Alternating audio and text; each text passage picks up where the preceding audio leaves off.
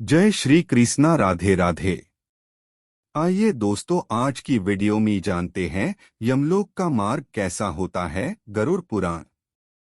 मित्रों, जैसा कि हम सभी जानते, इंसान की मृत्यु के बाद हर प्राणी को यमलोक के मार्ग से होकर गुजरना पड़ता है, जहां उन्हें अपने जीवन किए गए अपने कर्मों का फल मिलता है। लेकिन इस मार्ग से वही व्यक्ति गुजरते हैं जिनकी मृत्यु हो गई। उसकी आत्मा को इस मार्ग से होकर गुजर के यम के सभा तक जाना पड़ता है और उसे वहां धर्मराज द्वारा उनके अपने जीवन काल में किए हुए कर्मों का फल मिलता है।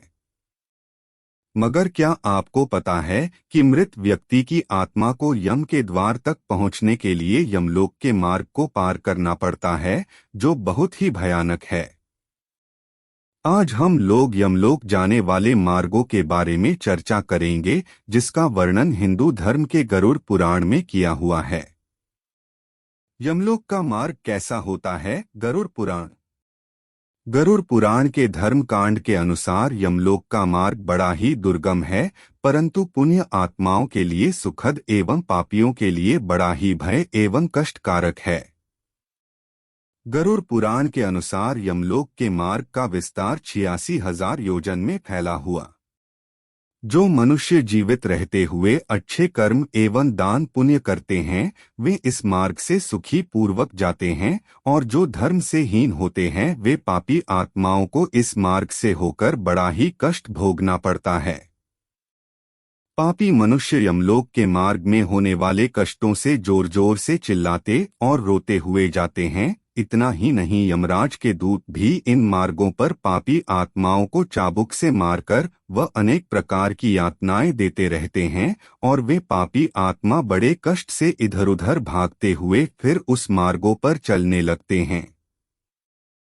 यमलोक के मार्ग पर कीचड़ तो कहीं जलती हुई आग है, कहीं तपती हुई बालू है, तो कहीं नुकीली सुई के समान पत्थर है।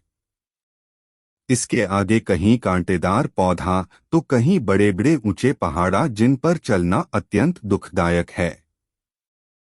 इस मार्ग के आगे कंकर, कहीं सुई के समान कांटे बिछे हैं, कहीं खतरनाक जंगली जानवर है।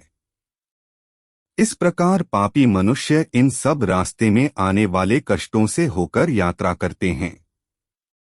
पापी मनुष्य यमदूत के पास में बंधे होने के कारण यमदूत उन्हें घिसकर इन सब रास्तों से ले जाते हैं। यमलोक के मार्ग पार करने वाले पुण्यात्मा, वही जो मनुष्य उत्तम कर्म करने वाले पुण्यात्मा होते हैं, वे अत्यंत सुखपूर्वक इस मार्ग को पार कर जाते हैं। अन्न का दान करने वाला व्यक्ति स्वादिष्ट भोजन करते हुए इस मार्ग को पार करते हुए जाते हैं। जिन्होंने दूसरे को जल पिलाया है, वह भी अत्यंत इस मार्ग को दूध पीते हुए सुखपूर्वक पार करते हैं। साथ ही दूध दही आदि दान करने वाले पुरुष सुधापान करते हुए इस मार्ग को सुखपूर्वक पार करते हुए यम के द्वार तक जाते हैं। इतना ही नहीं, वस्त्र का दान करने वाले पुरुष दिव्य वस्त्रों से सुसज्जित होकर इस मार्ग को सुखपूर्वक पार करते हैं।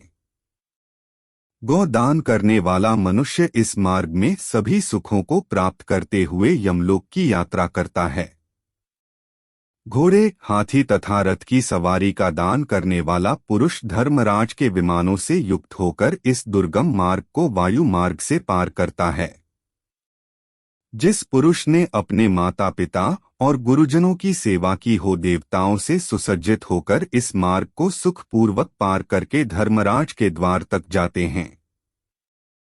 जो विद्यादान में तत्पर रहता है, वह ब्रह्मा जी से पूजित होकर जाता है। वेद आदि पुराणों का पाठ करने वाला ज्ञानी जन मुनियों के द्वारा अपनी स्तुति सुनता हुआ जाता है। इस प्रकार धर्मपरायण सुखपूर्वक यमराज के द्वार तक जाते हैं। यमलोक के मार्ग का वर्णन। गरुड़ पुराण। जब ऐसी पुण्यात्मा धर्मराज के द्वारा तक पहुंचती है, तो धर्मराज 4 भुजाओं से युक्त हो शंख, चक्र, गदा और खड़ग धारण करके बड़े ही प्रेम पूर्वक मित्र के भांति पुण्य आत्माओं का आदर सत्कार करते हुए उन्हें कहते हैं, हे बुद्धिमानों, हे श्रेष्ठ पुण्य आत्मा, जो मानव जन्म पाकर पुण्य कर्म नहीं करता है वह पापियों में बड़ा है, और वह आत्मा घात करता है जो मानव जन्म पाकर मानव धर्म का पालन नहीं करता है वह बड़ा ही घोर नरक में जाता है। यह शरीर यातना रूप है और मल आदि द्वारा अपवित्र है। सब भूतों में प्राणधारी श्रेष्ठ है, उनमें से जो बुद्धि से जीवन निर्वाह करते हैं वह श्रेष्ठ है, उनसे भी मनुष्य श्रेष्ठ है। मनुष्य में ब्राह्मण, ब्राह्मणों में विद्वान और विद्वानों में अचंचल बुद्धि वाले श्रेष्ठ है। अचंचल बुद्धि वाले पुरुषों में से कर्तव्य का पालन करने वाले श्रेष्ठ है, और कर्तव्य पालन करने वालों में से भी ब्रह्मावादी वीर का कथन करने वाले श्रेष्ठ है। ब्रह्मावादियों में भी वह श्रेष्ठ कहा जाता है जो ममता आदि दोषों से रहित हो, फिर भी इन सब की अपेक्षा से उन्हें श्रेष्ठ कहना चाहिए जो सदा भगवान की भक्ति में तत्पर लीन रहते हैं। ऐसे दिव्य वचन कहने के बाद उन पुण्य आत्माओं को सद्गति को पहुंचा देता है और पापी आत्माओं को उनके कर्मों के अनुसार उन्हें दंड दिया जाता है।